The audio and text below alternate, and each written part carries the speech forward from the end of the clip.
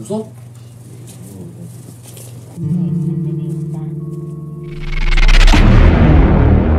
Film berjudul Han Gong-ju yang pasti bakal bikin kalian emosi. Film ini diadaptasi dari kasus nyata yang terjadi di Miryang, Korea Selatan pada tahun 2004. Kasus yang dikenal dengan nama Miryang Gang Rape itu merupakan kasus penggenjotan paksa yang dilakukan oleh 41 siswa terhadap seorang siswi SMP berusia 14 tahun. Parahnya lagi, kelakuan bejat itu dilakukan beberapa kali selama 11 bulan.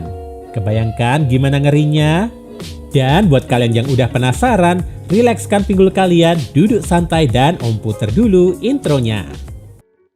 Film dibuka dengan berfokus pada seorang siswi bernama Han Gong-ju yang sedang diinterogasi oleh guru-gurunya. Gadis itu pun mengatakan kalau ia nggak melakukan kesalahan apapun. Scene lalu berpindah pada Gong-ju yang sedang mengemasi barang-barang di rumahnya. Di sana juga ada mantan gurunya yang bernama Lee Nando. Pria itu tampak membantunya membereskan barang-barang karena Gong-ju hanya tinggal seorang diri, sedangkan orang tuanya telah bercerai. Usai menyelesaikan pekerjaan itu, mereka pun menaiki sebuah kereta api. Kemudian, keduanya pergi ke sebuah sekolah khusus perempuan di mana Nando akan mendaftarkan Gong-ju ke sana. Setelah urusan administrasi di sekolah itu beres, keduanya pun singgah ke sebuah rumah makan. Di sana, Nando menyuruh Gong-ju untuk tinggal bersama orang tuanya untuk sementara waktu. Lalu, ia juga memberikan sebuah ponsel yang di dalamnya berisi kontak Nando dan ayah Gong-ju. Sesampainya di rumah orang tua Nando, terlihat sang ibu yang tampak nggak menyukai kehadiran Gong-ju. Nando berusaha membujuknya hingga akhirnya wanita tua itu pun mengizinkannya menginap selama 1 minggu. Saat itu Gong-ju pergi ke toilet untuk buang air. Dari wajahnya terlihat kalau gadis itu sedang menahan sakit. Ia juga mulai membayangkan seorang perempuan ada di sana bersamanya. Esoknya Gong-ju memulai hari pertamanya di sekolah baru. Ia juga mendaftar ke sebuah kelas renang. Namun karena ada luka di tubuhnya, ia pun harus memeriksakan diri terlebih dulu ke dokter. Dan rupanya Gong-ju memang mengalami infeksi pada serabi lempitnya. Sepulang sekolah, Gong-ju pergi ke sebuah warnet dan di sana ia melihat gerombolan laki-laki. Meski para lelaki itu nggak mengganggunya, tapi Gong-ju terlihat nggak nyaman dengan keberadaan mereka. Sepulang dari sana, Gong-ju membantu ibunya Nando mengelola minimarketnya.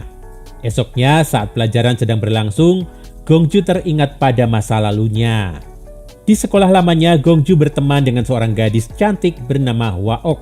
Selain itu, ia juga bersahabat dengan Dong-yun, yang gak lain adalah anak pemilik minimarket tempatnya bekerja dulu. Ketiganya sering menghabiskan waktu bersama di rumah Gong-ju. Pada suatu malam, Gong-ju yang sedang bekerja didatangi oleh Dong-yun yang menanyakan keberadaan ayahnya. Setelah Gong-ju mengatakan kalau bosnya itu nggak ada di sana, Dong-yun pun langsung mengambil beberapa minuman keras dan ciki-cikian. Dengan tergesa dan wajah ketakutan, Dong-yun pun pergi dari sana menuju ke segerombol anak lelaki barbar tukang bully. Suatu hari, Dong-yun mengajak teman-teman barbarnya itu ke rumah Gong-ju. Walaupun terlihat gak nyaman, tapi Gong-ju berusaha memaklumi mereka. Tapi lama-kelamaan, sikap mereka semakin menjadi-jadi. Bahkan mereka sampai memotret Cancut Hwa-ok yang saat itu sedang dalam keadaan teler. Sontak, Gong-ju pun mengusir mereka. Tapi mereka terlihat kesal dan akhirnya melampiaskan kemarahan mereka dengan cara menyiksa Dong-yun. Gong-ju mencoba menelpon polisi, tapi salah satu dari mereka langsung mengambil ponselnya. Gong-ju pun hanya bisa pasrah dan membiarkan mereka ada di rumahnya. Esoknya, para lelaki barbar itu membawa massa yang lebih banyak ke rumah Gong-ju. Lalu mereka meminta Dong-yun untuk memberikan minuman keras yang telah dicampur dengan obat tidur kepada Gong-ju dan Hwa-ok. Ketika dua bocil pink itu mulai gak sadarkan diri, keduanya pun langsung digenjot oleh para lelaki barbar yang berjumlah lebih dari 40 ekor.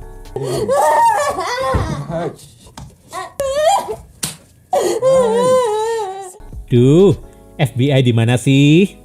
Aktivitas bejat itu pun juga direkam dan rekaman itu digunakan untuk memeras Gong-ju dan Hwa-ok. Apabila keduanya melaporkan kejadian itu, maka video rekaman itu akan tersebar. Kejadian itu jelas meninggalkan luka dan trauma yang mendalam bagi keduanya. Ironisnya lagi, rupanya pergenjotan itu telah membuat Hwaok hamil dan entah siapa ayah dari si jabang bayi. Karena sudah nggak kuat lagi, Hwaok pun memilih mengakhiri hidupnya dengan loncat dari atas jembatan. Kematian Hwaok pun membuat kasus pemerkosaan itu menjadi terungkap. Seluruh pelaku ditangkap dan Gongju pun diminta untuk menjadi saksi. Namun, dengan kondisi mental yang sudah lemah, Gongju memilih menghindari kehidupan lamanya dan akhirnya pindah ke sekolah barunya yang sekarang. Di sekolah barunya itu, Gongju sempat melihat grup paduan suara yang bernyanyi dengan indah. Gongju pun ikut menyanyikan lagu itu ketika sedang berada di kamar mandi usai berenang. Secara kebetulan, seorang anggota paduan suara yang bernama Eunhae mendengar nyanyiannya. Merasa tertarik dengan suara Gongju, Eunhae pun mengajaknya bergabung ke dalam grup paduan suara. Tapi Gongju langsung menolaknya. Eunhae nggak menyerah dan terus membujuk Gongju. Bahkan ia mencoba berteman dengan Gongju yang selama ini suka menyendiri. Dalam perjalanan pulang, Gongju meminta tolong pada Eunhae untuk mencari alamat ibunya di internet. Singkat cerita, akhirnya Gongju bertemu dengan sang ibu yang telah terpisah darinya selama 3 tahun. Dalam lubuk hatinya, Gongju ingin berbincang dan melepas rindu pada ibunya. Tapi sayangnya, wanita itu tampak nggak menyukai kehadirannya. Bahkan menyuruhnya untuk nggak menemuinya lagi, karena sebentar lagi ia akan menikah. Ibunya lalu memberinya nomor telepon barunya dan menyuruhnya pulang. Mendengar hal itu, Gongju hanya bisa menahan kesedihannya seorang diri. Esoknya, Gongju memberanikan diri masuk ke ruang musik yang saat itu sedang kosong. Lalu ia mengambil gitar dan mulai bernyanyi.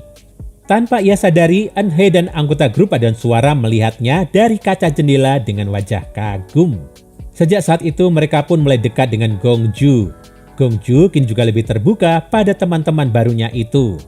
Suatu hari, Gongju mendapat telepon dari sang ayah yang mengajaknya bertemu. Ayahnya Gongju adalah seorang pelukis sekaligus pemabuk berat.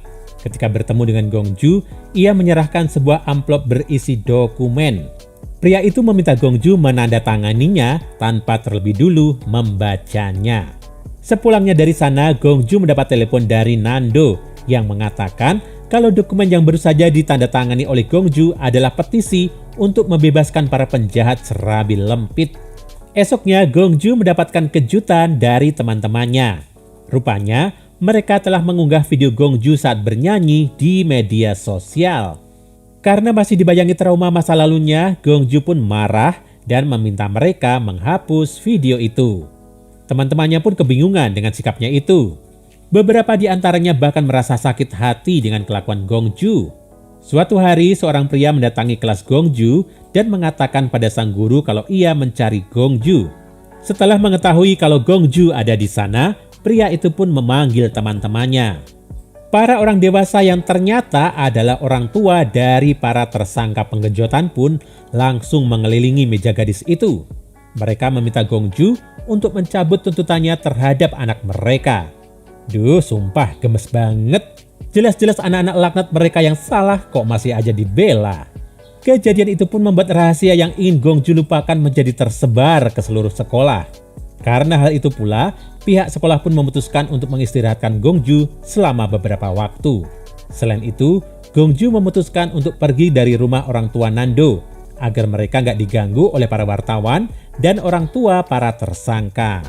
Malam itu, Gongju pun menginap di sebuah sauna. Di sana ia juga menelpon sang ayah, tapi pria itu hanya mengatakan kalau Gongju gak perlu cemas karena ia telah mengurus semuanya. Tapi jelas saja kalau ayahnya itu sedang ngibul. Pasalnya pria itulah yang telah membuat Gongju menandatangani petisi pembebasan itu. Beberapa tersangka yang berasal dari kalangan orang kaya memang sudah menyuap ayah Gongju. Sedangkan yang miskin hanya bisa minta tanda tangan gratisan. Itulah sebabnya mereka selalu mengejar Gongju. Gongju juga berusaha menghubungi Nando. Tapi pria itu sudah nggak bisa membantunya lagi karena masalah itu terlanjur terekspos kemana-mana. Aduh, nggak kebayang deh gimana rasanya di posisi Gongju. Digosipin satu kelas aja udah stres berat, apalagi digosipin satu negara. Karena masalah hidupnya sudah semakin runyam, Akhirnya Gong Joo pun memilih untuk mengakhiri hidupnya dengan cara melompat dari atas jembatan seperti sahabatnya dulu. Dan film pun berakhir. Dibanding film-film tentang pengejutan paksa pada anak di bawah umur yang pernah Om Bigos bahas, menurut Om ini yang paling menguras emosi sih. Soalnya sampai film berakhir pun para pelakunya gak mendapatkan balasan yang setimpal. Dan lagi-lagi si perempuanlah yang selalu jadi korban. Ibarat udah jatuh, masih ketimpa tangga. Selain itu, film ini juga mengajarkan pada kita kalau peran orang tua sangatlah penting bagi kehidupan anak. Dan sayangnya, hampir semua orang tua di film ini gak ada yang bener. Duh, Om jadi emosi nih. Nah, itu tadi gengs alur film untuk hari ini. Bagi kalian yang ingin request film, silahkan tulis di kolom komentar ya. Jangan lupa klik subscribe dan nyalain lonceng notifikasimu untuk menikmati alur cerita film menarik lainnya. Sampai ketemu.